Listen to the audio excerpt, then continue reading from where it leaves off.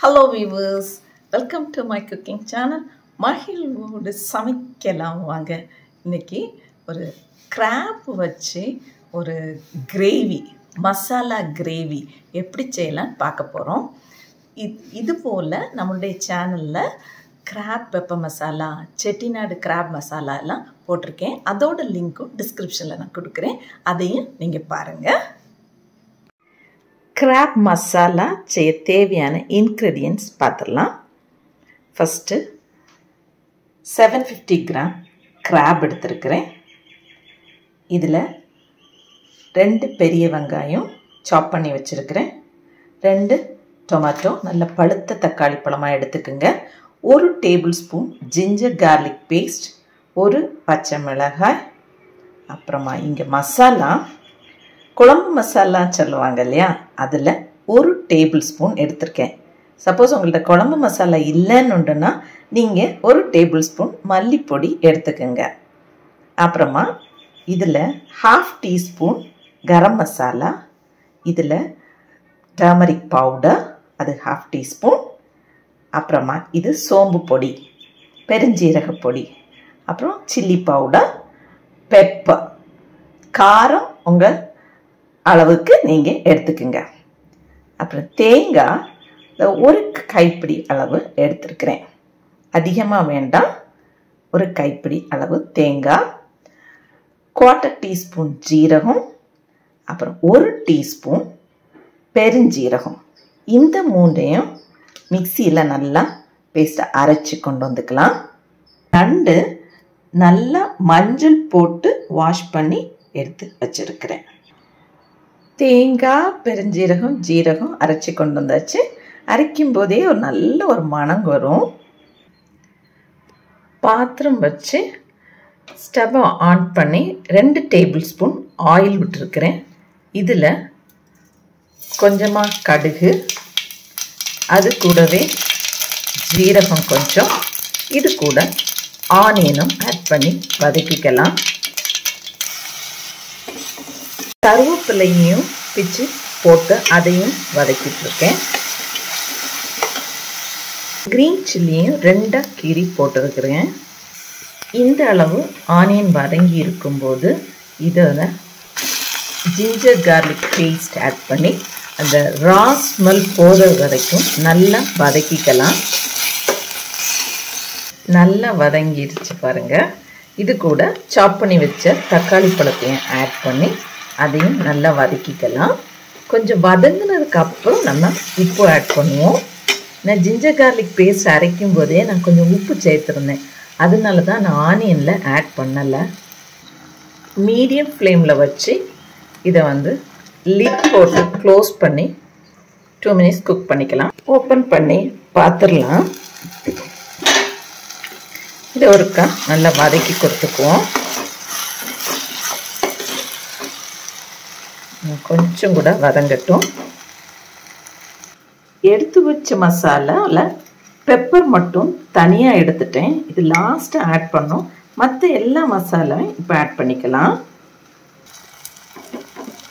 நல்லா வதக்கிக்கலாம். மசாலாவும் நல்லா வதங்கியாச்சு. இதில் ஒரு 1/4 கப் தண்ணி விடுறேன். 2 மினிட்ஸ் லிட்டை க்ளோஸ் பண்ணி வச்சு அதை குக் பண்ணி எடுத்துக்கலாம். ஓப்பன் பண்ணி பார்த்துருவோம். பாருங்கள், அது அழகாக எண்ணெய் கூட பிரிஞ்சு வந்திருக்கு. ஸோ இந்த ஸ்டேஜில் கொஞ்சமாக உப்பு ஆட் பண்ணிக்கிறேன். நண்டு ரொம்ப உப்பு பிடிக்காது, கொஞ்சமாக ஆட் பண்ணிக்குவோம். உப்பு, காரம் எல்லாம் டேஸ்ட் பண்ணிக்கலாம். எல்லா நண்டையும் ஆட் பண்ணியாச்சு. இதை மெதுவாக அப்படி புரட்டி விட்டுக்கலாம். எல்லாம் மிக்ஸ் பண்ணி விட்டுட்டு அப்புறமா காட்டுறேன். ஒரு 2 மினிட்ஸ் நான் அப்படி க்ளோஸ் பண்ணுறேன். லிட்டை ஓப்பன் பண்ணி இப்போ வாட்டர் ஆட் பண்ணிக்கலாம். அதில் உள்ளதே நல்லா கொதிச்சு வருது. நான் ஒரு 1 கப் வாட்டர் ஆட் பண்ணியிருக்கிறேன். மிக்ஸ் பண்ணி விட்டுட்டு லிட்டை க்ளோஸ் பண்ணி ஒரு 10 மினிட்ஸ் குக் பண்ணிடலாம். இந்த அளவு தண்ணியில் முங்கி இருக்குது.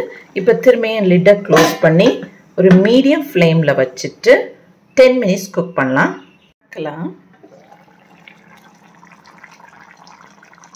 சூப்பராக மணமாக இருக்குது பாருங்க. நல்ல மணம்.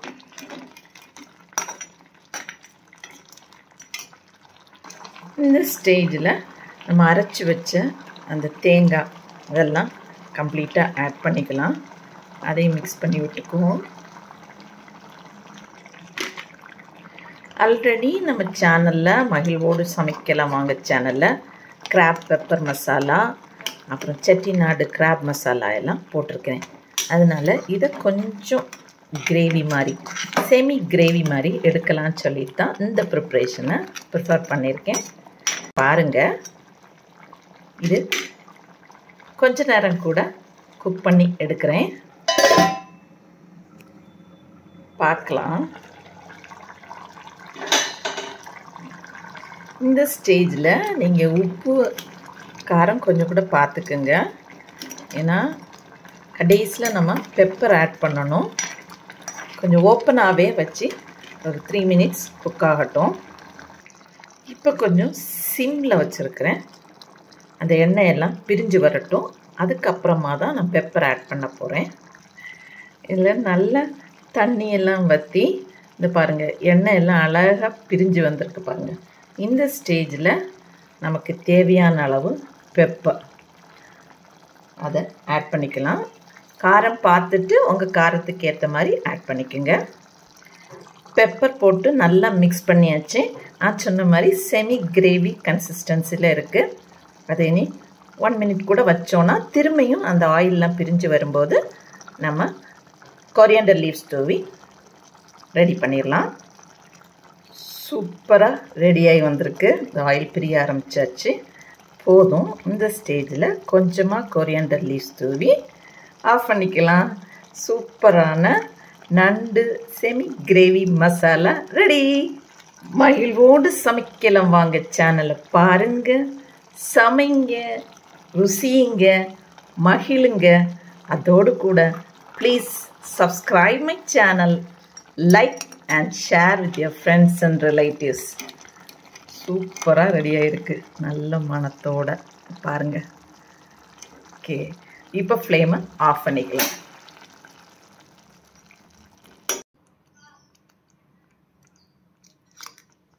யம்மி.